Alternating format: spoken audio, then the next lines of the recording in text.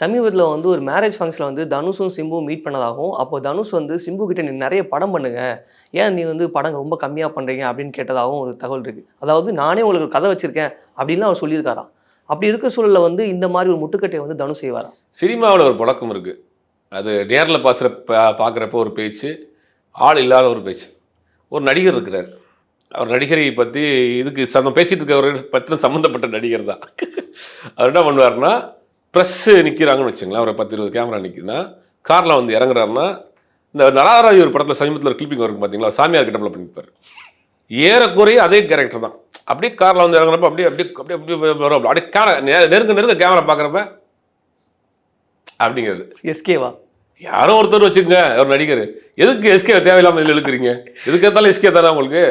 நீங்க காட்டுனது எஸ்கே தோணுச்சா? அப்படி எல்லாருமே சில பேர் அப்படி பண்றாங்க. அப்ப என்னன்னா, அவர் நேரில் பார்க்குறப்போ ஒரு மாரி பேசுவாங்க. உள்ளுக்குள்ள ஒரு மாரி பேசுவாங்க. இப்ப இது வெற்றிமாறன்ட்டு நேரா என்ன சொல்லியிருக்காரு? Sir super sir. கை கொடுங்க சார். Super project sir. நீங்க பண்ணுங்க சார். வாழ்த்துக்கள் சார். கங்ராச்சுலேஷன் சார் சொல்லி அமுச்சு விட்டு பின்னாடியே போடப்பட்டது வெட்கப்படி யாராவது கேட்டா எப்படி இருக்கும்? அப்ப சினிமாவை பொறுத்தவரைக்கும் இது ஒரு பேசிக் இது. நேரா முகத்துக்கு நேரா பார்க்குறப்ப சார் உங்களுக்கு நல்ல ஒரு கதை வச்சிருக்கேன். ஏன் நீங்க படம் பண்ண மாட்டேங்கிறீங்க? ஏன் மெலிச்சு போயிட்டீங்க? என்னாச்சு? அவங்க ஃபேமிலில அப்படி அப்படின்னு நல்லா பண்ணுவாங்க. போன பிறகு படம் இல்லாததுக்கு போனதுக்கு என்ன தெரியுமா காரணம்? எனக்கு வாய் தான் கூடுதல் அப்படின்ட்டு அங்கே போய் சொல்றது. இது சினிமாவோட சர்வ சாதாரணமாக அந்த புரணி பேசுறது, ஒருத்தரை காலவாரி விடுறதெல்லாம் சர்வசாதாரணம் நடக்கும். அது